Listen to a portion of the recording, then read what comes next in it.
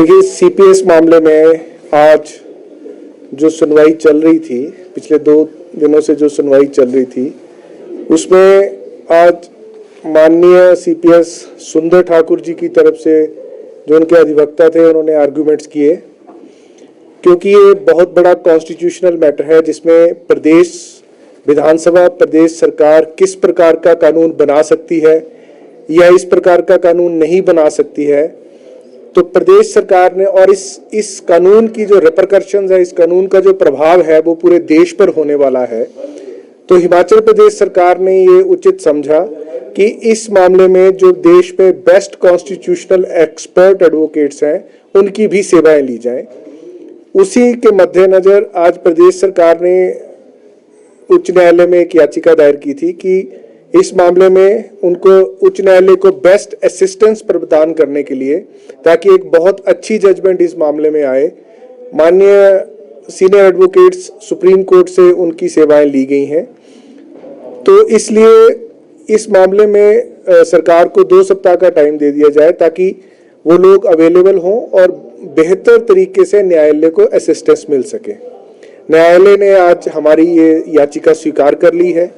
और हमें 8 मई को उस प्रदेश सरकार अपने आर्ग्यूमेंट्स जो है वो शुरू करेगी। देखिए, चीफ पार्लियामेंट्री सेक्रेटरी, हालांकि मामला अभी न्यायालय में लंबित है और उस लंबित मामले के अनुसार बहुत ज़्यादा मुझे नहीं बोलना चाहिए, लेकिन मैं एक बात स्पष्ट करना चाहूँगा जो हमारे ध्यान में है, जो हमारा कानून है हिमाचल प्रदेश का, उस कानून में जो चीफ पार्लियामेंट्री सेक्रेटरीज हैं, उनको किसी प्रकार से फाइल पर कोई फैसला लेने का अधिकार नहीं है। वो मात्र मिनिस्टर को, कैबिनेट मिनिस्टर को असिस्ट कर सकते हैं, उन्हें सुजेस्ट कर सकते हैं, क्योंकि ये प्रावधान स्वतंत्रता से पहले से चले आ रहे हैं, स्वतंत्रता के बाद भी कंटिन्यू रहे। और आर्टिकल 164(1)(a) जब उसमें अमेंडमेंट आ रही थी, जब मिनिस्ट्रीज डाउन साइज की जा रही थी, 15% की जा रही थी, या जो हिमाचल जैसा छोटे प्रदेश है वहां 12 से ज्यादा नहीं हो सकते इंक्लूडिंग चीफ मिनिस्टर, उस स्थिति में पार्लियामेंट के समक्ष ये लॉ कमीशन ने प्रेजेंट किया था कि मिनिस्टर्स के अलावा भी प्रदेश सरकारों में और केंद्र सरकार में ऐसे पद हैं, पॉलिटिकल पोस्ट हैं, जिन पॉलिटिकल पोस्ट को भी कम किया जाना चाहिए। परंतु पार्लियामेंट ने उस वक्त उन पॉलिटिकल पोस्ट को कम करने का जो लॉ कमीशन का सुझाव था, उसे नहीं माना। तो और जब हिमाचल प्रदेश एक्ट पास किया गया, तब भी माननीय जो तत्कालीन मुख्यमंत्री वीरभद्र सिंह जी ने इस बात पर बड़ा स्पष्ट मत दिया था कि ये कानून बनाने का जो अधिकार है वो प्रदेश विधानसभा के समक्ष है। उस पर चर्चा करते हुए माननीय प्रेम कुमार धूमल जी, जो उस वक्त नेता विपक्ष थे, उन्होंने भी एक स्पष्ट मत दिया था कि मैं इस कानून का मेरिट पर विरोध नहीं कर रहा हूं, और परंतु मैं ये कह रहा हूं कि सुप्रीम कोर्ट में मामला लंबित है। और एक बात, बहुत इंपॉर्टेंट बात जो इस मामले में है कि इस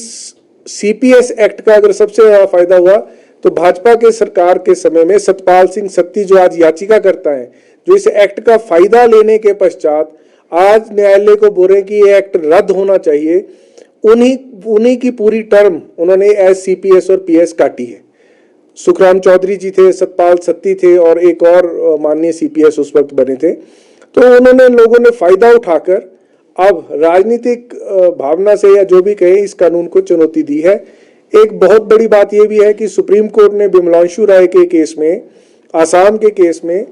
सीपीएस जो आसाम के थे, क्योंकि उनको मिनिस्टर्स के बराबर का दर्जा दिया गया था, उनको मिनिस्टर माना गया था, उनकी शक्तियां भी मिनिस्टर की थी और उनको काम करने की क्षमता भी मिनिस्टर की थी, इस कारण उसको रद्द किया था।